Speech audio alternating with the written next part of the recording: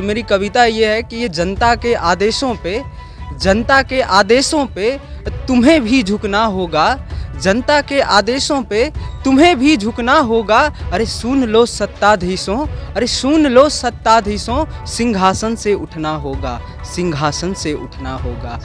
ये ना समझो विपक्ष सही है, अरे वो भी कभी पक्ष रही है। ये ना समझो विपक्ष सही है, वो भी कभी पक्ष रही है। यूं ही बारी बारी से ये जनता सबको ढोता है, नहीं तो कहो फिर क्या कोई सेवक चुनकर रोता है। नमस्कार, मैं सकित कुमार, अपनो भारत टाइम्स देख रहे हैं। देखिए, बीपीएससी अभ्यर्थी जो हैं लगातार री एग्ज़ाम की मांग कर रहे हैं और ऐसे में पहले पटना के गर्दनीबाग धरना स्थल पर धरना दे रहे थे, जिसके बाद फिर गांधी मैदान में बापू प्रतिमा के नीचे में प्रशांत किशोर के साथ बैठे। कई अभ्यर्थियों के ऊपर लाठी भी बरसी, सरकार के खिलाफ उन्होंने नारेबाजी भी की, प्रदर्शन भी हुआ। लेकिन अभी हमारे साथ एक अभ्यर्थी हैं जिनका नाम अभिषेक है और एक कविता के माध्यम से ये सरकार को घेरने का कोशिश करेंगे। सबसे पहले इसका स्वागत करते हैं।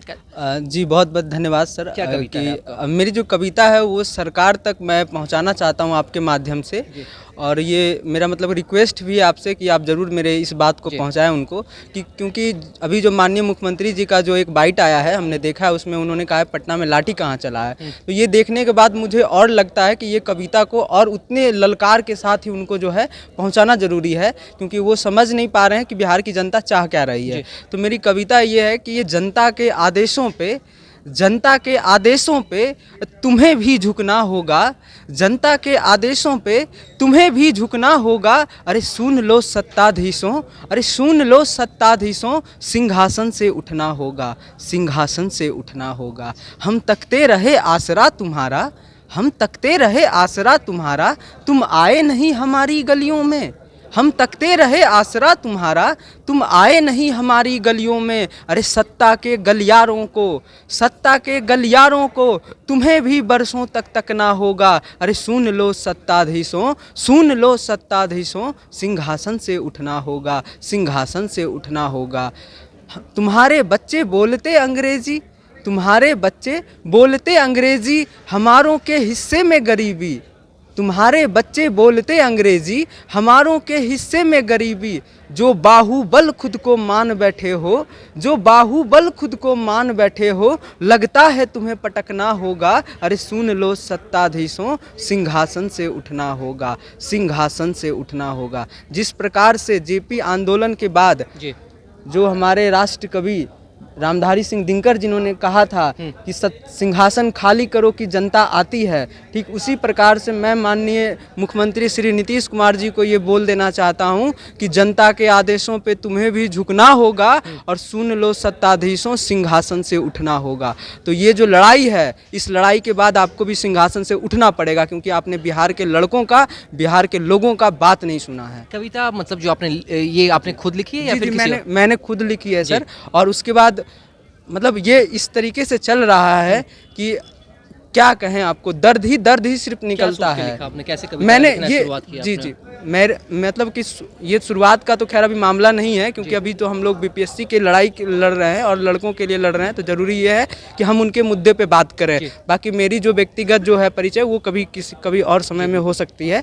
तो ये जो कविता जो है ये इसी ललकार, मतलब कि सरकार को ललकारने के लिए ललकार रहे हैं हम, क्योंकि सरकार बिल्कुल जो है असंवेदनशील हो चुकी है। अब आप जरा सोचिए, कोई 15 दिन से आमरण अनशन पे बैठा हो, लड़के 3-4 बार लाठियाँ खा लिए हो पटना के राजधानी में, और उसके बाद माननीय मुख्यमंत्री जी कहते हैं कि किस पे लाठी चला है। तो ये सोचने की ज़रूरत है, तभी ये कविता निकलती है। और तभी मैंने सरकार को ललकारा है कि ये जनता के आदेशों पे तुम्हें भी झुकना होगा, सुन लो सत्ताधीशों, सिंहासन से उठना होगा। जिस तरीके से आपने ये कविता लिखी है, सरकार को ललकारने की कोशिश कर रहे हैं, लगता है कि आपकी आवाज़ जो है कविता के माध्यम से सरकार तक पहुंचेगी, बीपीएससी अभ्यर्थियों की जो लड़ाई है उसमें जीत हासिल होगी? जी बिल्कुल जीत हासिल होगी सर। और मैं, अगर आप समय दे रहे हैं तो मैं आपको एक मेरी और कविता है। मैंने अभी जिस तरीके से मैं लोकतंत्र को देख रहा हूँ कि लाठी तंत्र में तब्दील कर दिया गया है, तो मेरे मन में एक सवाल उठा और मुझे लगा ऐसा, तो उसके बाद मैं सवाल पूछ रहा हूँ कविता में, और मैं ये कह रहा हूँ कि लोकतंत्र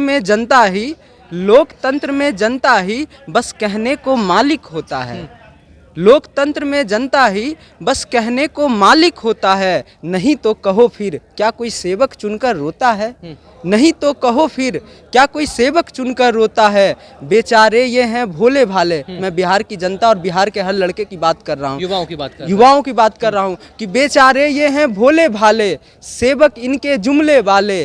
बेचारे ये हैं भोले भाले, सेवक इनके जुमले वाले। अभी तक का सारा सिक्का इनका खोटा है, नहीं तो कहो फिर क्या कोई सेवक चुनकर रोता है। अब मैं पक्ष की बात कर रहा हूँ तो आप ये ना समझिएगा कि विपक्ष सही है, तो इसलिए मैं लाइन दोहरा देता हूँ कि ये ना समझो विपक्ष सही है, अरे वो भी कभी पक्ष रही है। ये ना समझो विपक्ष सही है, वो भी कभी पक्ष रही है। यूं ही बारी बारी से ये जनता सबको ढोता है, नहीं तो कहो फिर क्या कोई सेवक चुनकर रोता है। नहीं तो कहो फिर दर्द क्या है कोई- मतलब आपकी लाइन में, सत्ता पक्ष और विपक्ष दोनों जी, को घेर बिल्कुल, रहे हैं, बिल्कुल। क्योंकि जो अभी पक्ष में है वो कभी विपक्ष जी, में रहा, जो विपक्ष में है वो कभी सत्ता पक्ष और में ये रहा। हाँ, और जनता बस एक ही काम करते आई है, उनको भी ढोई है, इनको भी ढो रही है।